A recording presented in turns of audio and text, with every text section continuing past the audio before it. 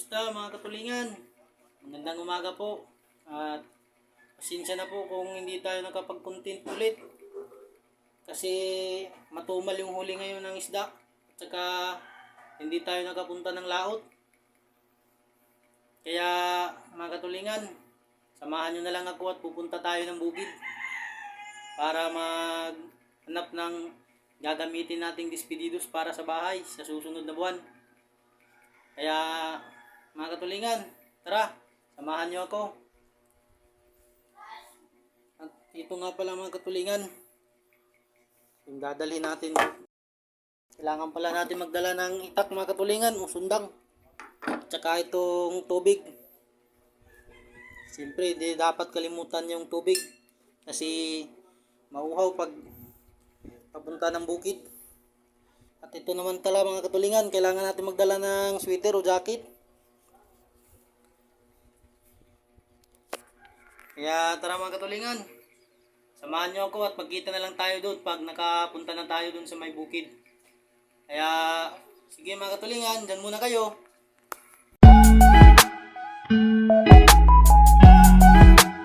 Yan mga katulingan, dito na tayo sa bukid, ang bundok. Tara at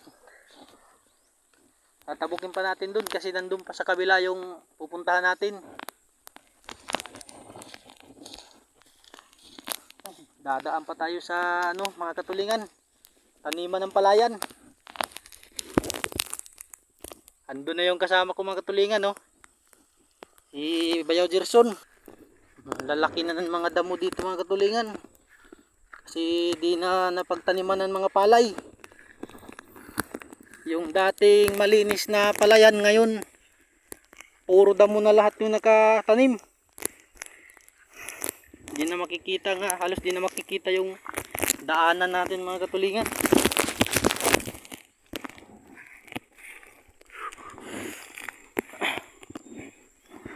Grabe mga katulingan, halos lagpas tao na yung mga damo dito.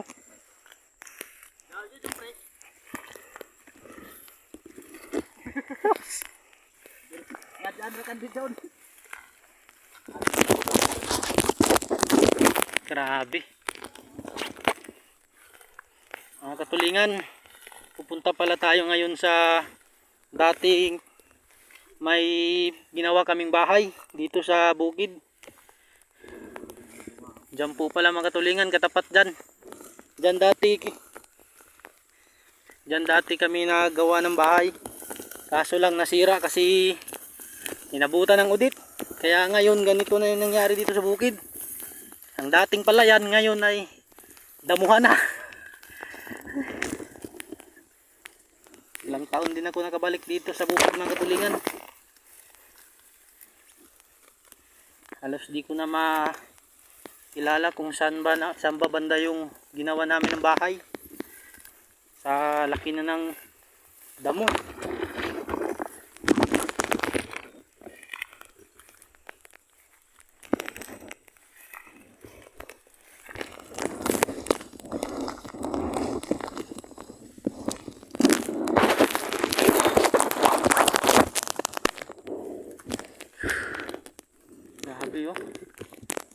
Laki ng pinagbago ng bundok dito.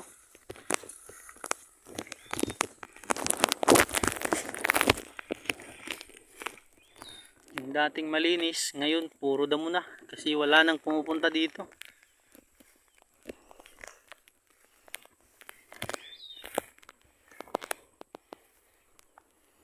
Ay.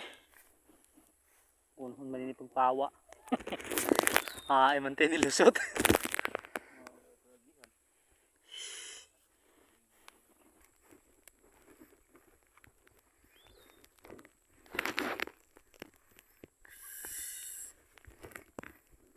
Dito pala kami mga katulingan dati nakatira. Kasi may ginawa kami ditong bahay dati.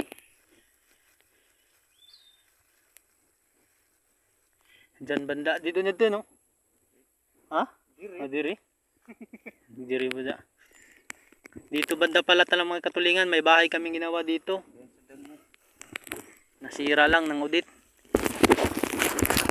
Halos 3 taon na nakalipas mula nung dumating yung udit dito. Ngayon lang kami nakabalik dito ulit ng bukid.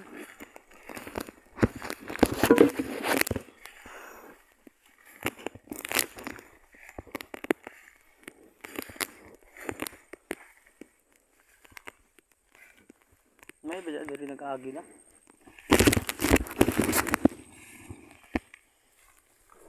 Ay, hindi daya po kung sunodang di ka magamit. Pagtrabaho, sunod sa imo.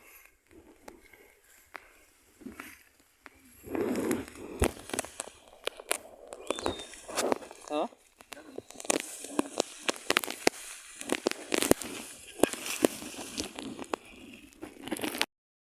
Mga katulingan, dati pala hindi ito ganito kadami yung mga damo. Kasi dati mga katulingan, dyan banda, nilalampasan namin dyan para parating malinis. At ito pala mga katulingan, yung tanim ni Bayo Gerson dati na saging. Buhay pa rin, kaso nga lang, hindi na mataba. Kasi sa dami ng damo, hindi na siya nalilinisan. Saka doon banda mga katulingan, may mga taniman kami doon at saka doon. May mga taniman kami doon. Dito, nagtatanim kami dito. Andun pa nga yung iba, may mga kamuting kahoy pa pala mga katulingan. Sa gawa ng udit mga katulingan, ito hindi na namin nalampasan. Hindi na namin nalinisan, kaya ganito yung nangyari. Tara mga katulingan, puntahan natin dun sa ibabaw, baka may mga tanim pa tayo makikita dun. Yung mga tinanim natin saging, yung saging na tinanim ko dati, puntahan natin dun, baka andun pa. Tara.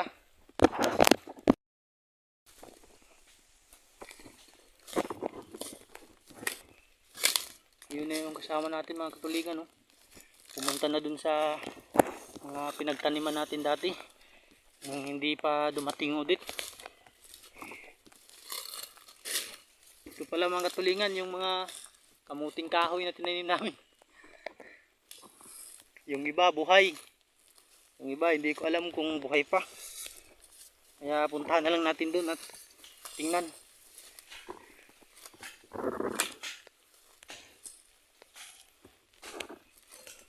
Ayun pa pala yung mga katulingan, no? Yung tinanim natin saging, yung maliit na saging, maliit pa rin ngayon. 3 taon na yung nakalipas simula nung nanalasa yung bagyong udit. Ganun pa rin siya kalaki, oh. Ito pa yung ibang mga saging na tinanim namin. Hindi talaga sila nagbunga. Gawa kasi ng malalaki na yung mga damo kaysa sa kanila.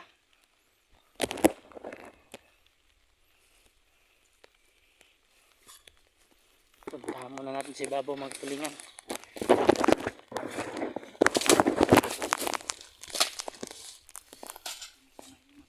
Ha? Ayn. Yun? Siguro.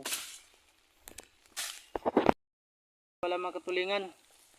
Ano pala yung sadya pala namin dito mga katulingan sa bundok. Maghahanap kami ng punong ng mga lubi, niyog. Kasi kailangan namin maghanap ng puno ng mga niyog para ipapasinso. At gagawing despedidos para sa susunod na buwan. Para sa bahay na ipapagawa. Kaya andito kami ngayon mga katulingan at naghahanap ng pwedeng gagawing despedidos para ipapasinso. Sana may makita tayong mga katulingan ng mga puno ng niyog. Mga katulingan, manguha naman tayo ng yung tinatawag naming dabong. Gulay na nanggaling sa mga kawayan. Tara mga katulingan, kailangan natin manguha ng gulay o yung galing sa kawayan para may mauwi tayong pangulam. Mga katulingan, mayroon ng dabong. na nakuha. Ayan, hindi na ito pagsaksak. Ay! Ito mga katulingan, kailangan natin itong tanggalan ng balatan.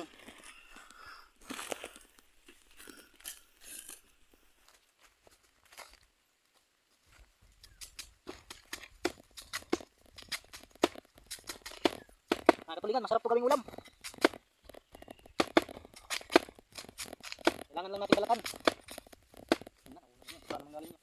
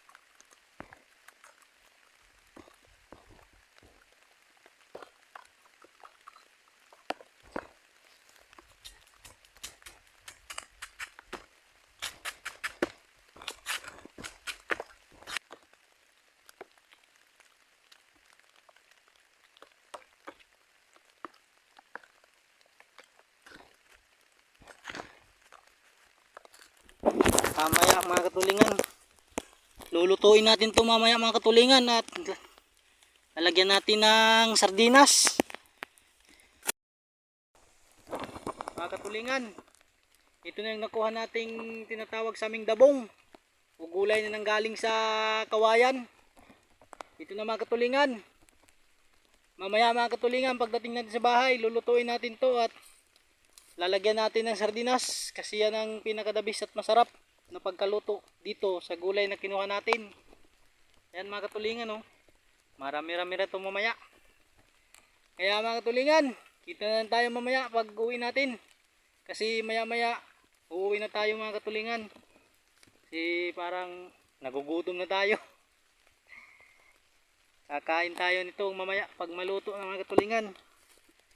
Ayan mga katulingan, maya-maya uuwi na tayo. Kaya dyan muna kayo mga katulingan. Pupuntahan ko pa yung kasama natin. Balik tayo mga katulingan. Magkamali tayo ng dinaanan.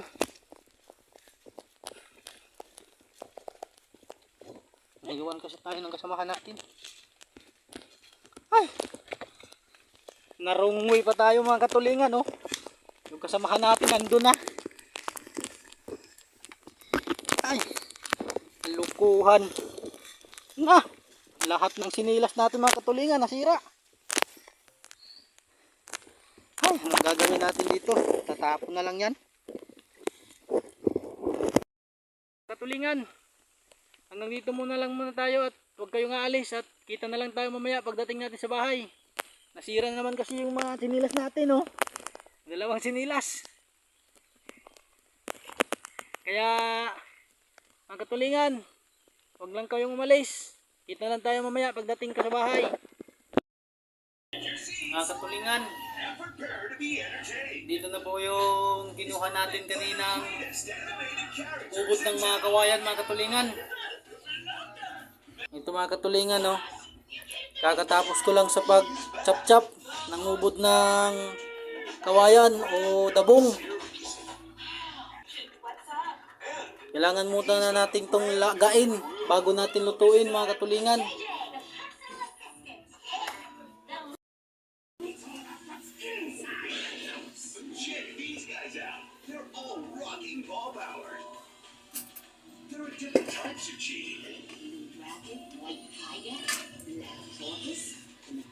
Yan mga katulingan, dito ilalagay natin para lagain.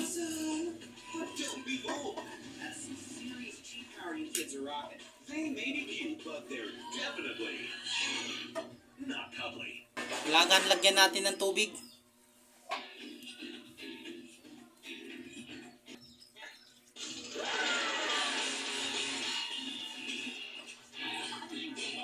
Hintayin na lang muna natin mga katulingan, maya maya bago natin lutuin. At ito nga pala yung mga sangkap natin mga katulingan. Sardinas. Habang naghihintay tayo mga katulingan, kanina may nakasalubong kaming nagbibinta ng kasag. Yung maliliit na mga alimango o kasag yung tawag sa amin dito.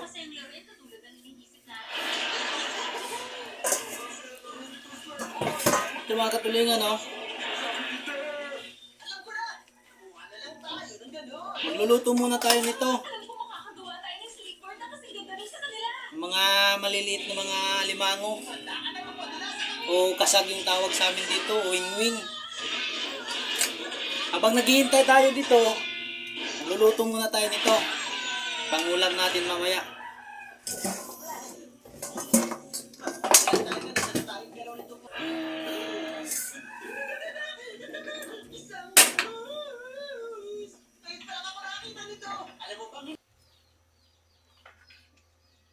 Mga katulingan, ito pala yung sangkap natin gagamitin sa yung maliliit na mga crabs o wing-wing yung tawag sa amin dito. Gagamitan natin to para panhalo sa luto natin.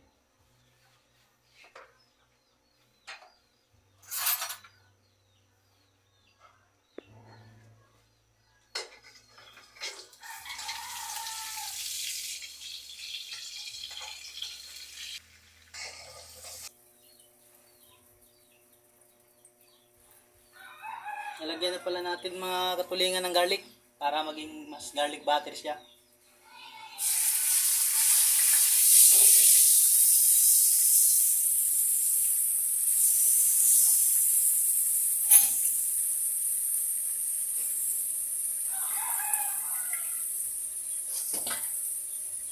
So mga katulingan,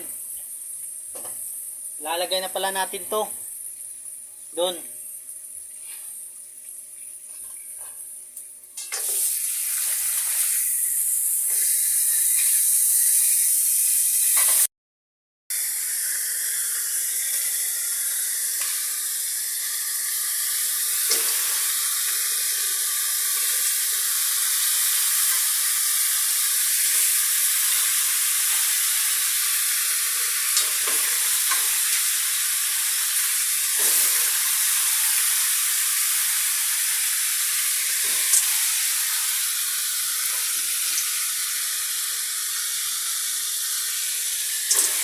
Buhay pa yung isa mga katulingan, eh.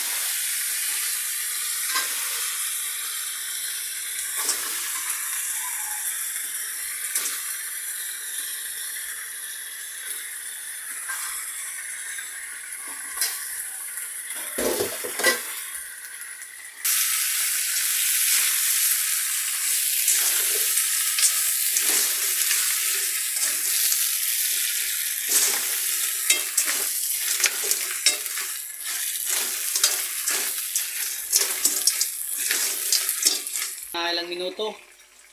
At ito nga pala mga katulingan yung yung dabong natin, uubod ng kawayan. Naantay pa natin na lumambot. Pinapalambot pa natin mga katulingan. Kaya habang nagpapalambot tayo ng ubod ng kawayan, kailangan magluto muna tayo nito para panghapunan mamaya.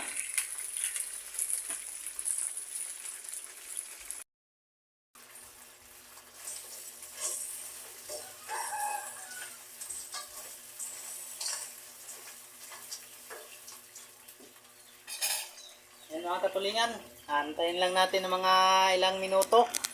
Mga katulingan, maraming salamat po sa inyong panunod sa akin at pagsusuporta sa YouTube channel ko. At pasensya na po kayo mga katulingan kung ngayon lang tayo nakakontent ulit. Sana ay ma-enjoy nyo yung panunod sa akin ngayon. Kahit hindi tayo nakapanlaot kasi walang masyadong huli ngayon sa laot. Kasi yung payaw na pinupuntahan namin o yung tirahan ng isda, nilalambat kasi ng mga malalaking bangka o tinatawag nilang likuman. Kaya yung mga isdang maliliit nawawala. Yung mga dolphin o lumod mga katulingan na hinahanap natin, hindi na nagpakita. Siguro nandun na yun sa norte. Sa norte na area, Norte Pacifico. Malayo na kaya mag-aantay naman tayo kung hanggang kailan sila magpapakita dito sa GL o Siargao sa ating area. Kaya mga katulingan, hintayin na natin muna mga katulingan yung niluluto natin para makita nyo kung paano ba lutuin yung ubod ng kawayan o dabong sa amin. Mas masarap kasi yung ubod ng kawayan pag sinaluan mo ng sardinas. Dito sa amin, yan ang mas magandang pangulam.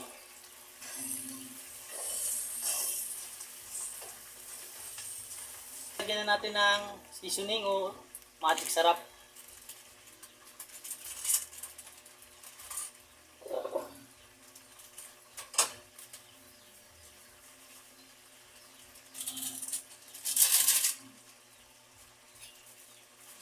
Lagyan na rin natin ng lisong paminta at yung dahon ng laurel.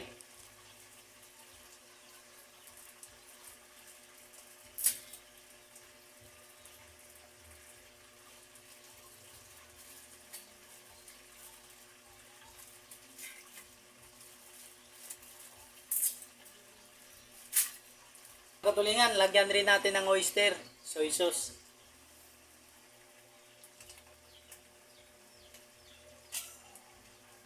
Siyempre, kailangan din natin ng Sprite para mas maging masarap yung lasa.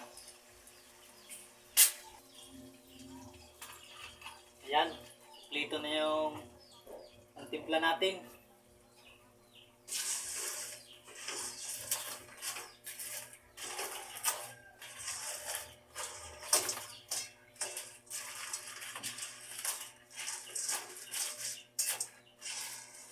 Yan na mga katulingan. Kailangan na lang natin magantay. Yan na mga katulingan. Kumukulo na maya-maya at maluluto na yan mga katulingan.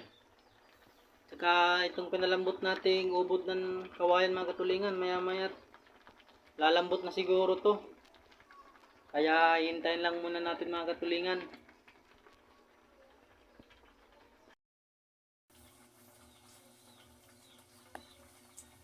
Yan mga katulingan, mukhang luto na yung unang niluto natin. Tara, tingnan natin. Yung niluto nating wing-wing o kasag. O maliit ba siguro yung alimango. Tingnan natin mga katulingan. Ay, luto na talaga mga katulingan, oh. Sarap-sarap yan. Mamaya, pagdating ni Mrs. Kain na tayo. Andun pa kasi yung Mrs. ko sa trabaho pa. Yan yung ubod ng kawayan. Lapit na, maya-maya. Mga katulingan, yung pinalambot nating dabong o ubod ng kawayan. Tapos na, lumambot na mga katulingan. Kailangan natin tulutuin. Kaya nga pala mga katulingan, ito pong luto natin ay isang simple lamang. Ito lang po pala mga katulingan yung panimpla natin. 2 sardinas at isang toyo at kunting garlic. Kunting garlic, buhaos ba mga katulingan. Yan lang po mga katulingan, yung simple nating luto. Kaya tara, samahan nyo katulingan. Yan na mga katulingan, medyo mainit-init na yung mantika natin. Kailangan natin lagay itong ahos o garlic.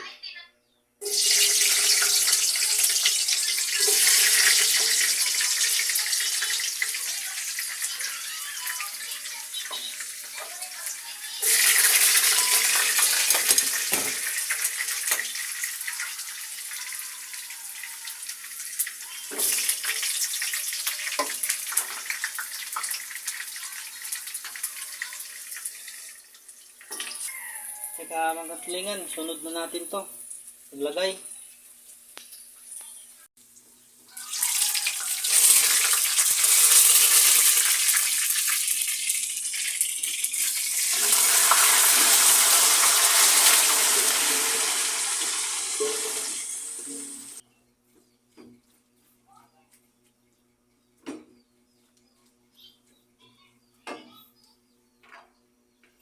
Yan mga katulingan. Natapos na nating ilagay sa kawali yung dabong o ubod ng kawayan. Kailangan na lang natin antayin na kumulo para bago natin ilagay ito yung panghalo natin.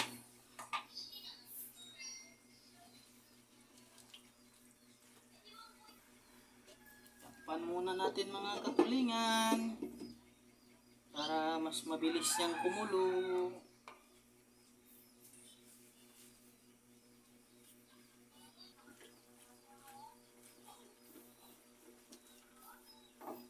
Mga katulingan, lagyan na natin ng sardinas.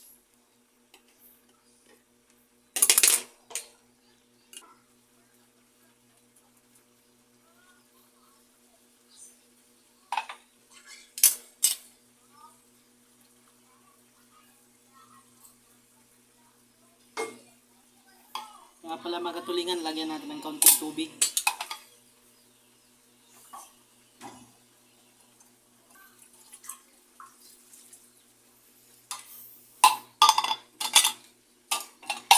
Nalagay na natin yung sardinas. Kailangan nating haluin ulit.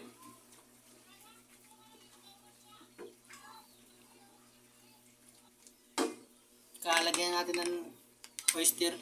Ay Silver Swan soy sauce pala.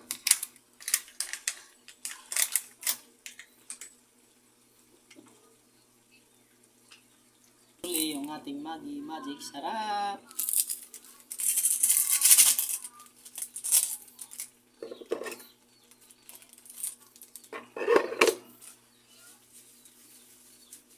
Na muna natin ulit mga katulingan. Takpan na muna natin.